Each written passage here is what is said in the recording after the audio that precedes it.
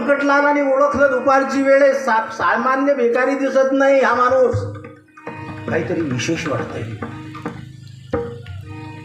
दैदिप्यमान चेहरा, निर्वस्त्र दिगंबर अवस्थेमध्ये, आणि उन्हात ते शीतव्यस्तात. बंकटलाल पेदभीत जवळ गेले. महाराज, श्री संताची माता चरणावरी साष्टांग हे करी दंडवत.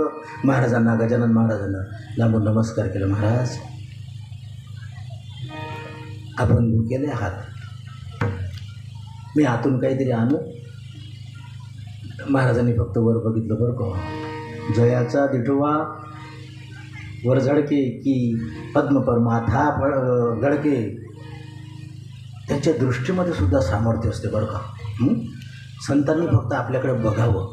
तो म्हणेल तेच राहे महाबुधू, तो दयाचे, तो जेवती वास पाये, तेवती सुखाची सृष्टी होत जाय. तो म्हणेल तेच राहे महाबुधू. संतांनी कुठेही बघावं आणि ते बघतील त्या ठिकाणी त्या तिथल्या बघणाऱ्या लोकांना शक्तिपात व्हावा एवढं सामर्थ्य त्या संतांमध्ये असते. विठाला विठाला